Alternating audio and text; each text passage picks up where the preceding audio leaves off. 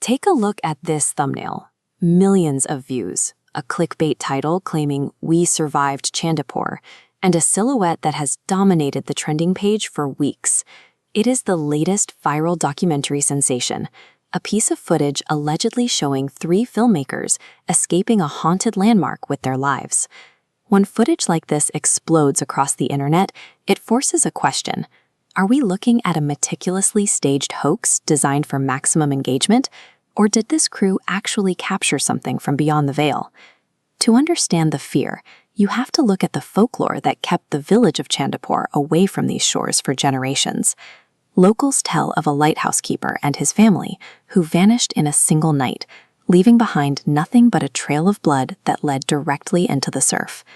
Decades of physical decay combined with a total lack of official records to explain the disappearance. In that silence, ghost stories grew, fueled by the sight of moving shadows and the sound of voices carried on the salt air. This information vacuum turned a forgotten local tragedy into a perfect target for modern digital exploitation. Ritwik, an ambitious filmmaker, saw that potential. He arrived in Chandipur with his childhood friend Arjun to handle photography, and Priya, a historian, whose academic interest in the supernatural provided the team with its necessary context. Ritwik's approach was simple. Headlines matter more than caution.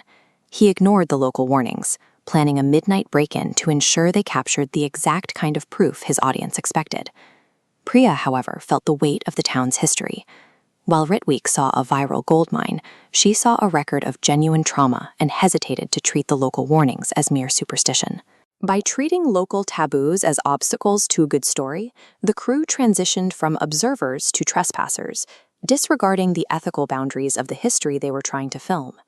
Inside the lighthouse, the temperature dropped instantly. Their flashlights caught deep, jagged markings in the damp stone, gouges that looked less like structural wear and more like claw marks. As they climbed, the building seemed to respond to their presence. The sound of creaking wood sharpened into a distinct, disembodied whisper that repeatedly commanded them to leave the premises. At the top of the tower, they found the lantern room. Standing in the center of the stone floor was a massive, ornate mirror, draped in heavy black fabric, absorbing the light from their torches. The moment they approached the glass, the heavy door slammed shut. Shadows began to stretch and detach themselves from the corners of the room, closing in on the group. Then an unseen force seized Arjun. He was pulled toward the mirror as the glass rippled like liquid, dragging him inside until he disappeared completely.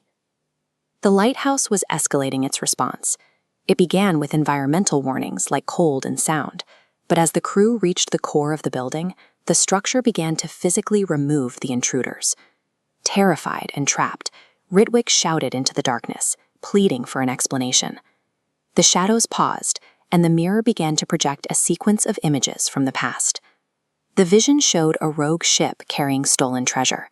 It deviated sharply from standard routes, seeking shelter at the Chandipur beacon.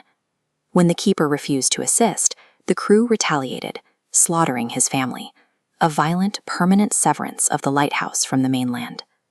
The father's grief was so profound, it bound his spirit to the lighthouse.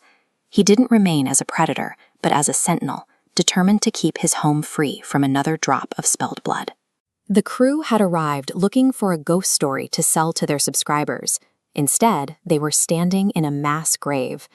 To be released, the spirit forced them through an ordeal of the same weight as the tragedy they had come to exploit. They would have to face their own internal wreckage. The mirror pulled Priya into a hallucination of drowning. She felt the crushing weight of the ocean, surrounded by rising bubbles as the light vanished. Ritwik's test was less physical.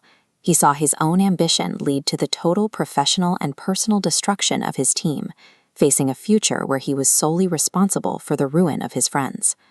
Survival depended on recognizing the deception. By anchoring themselves to one another and refusing to accept the mirror's vision as reality, they were able to break the psychological hold of the room.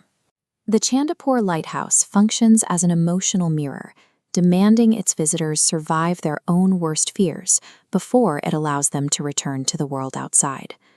At dawn, the door opened. The crew found Arjun waiting at the base of the tower, unharmed, but with no memory of his time inside the glass.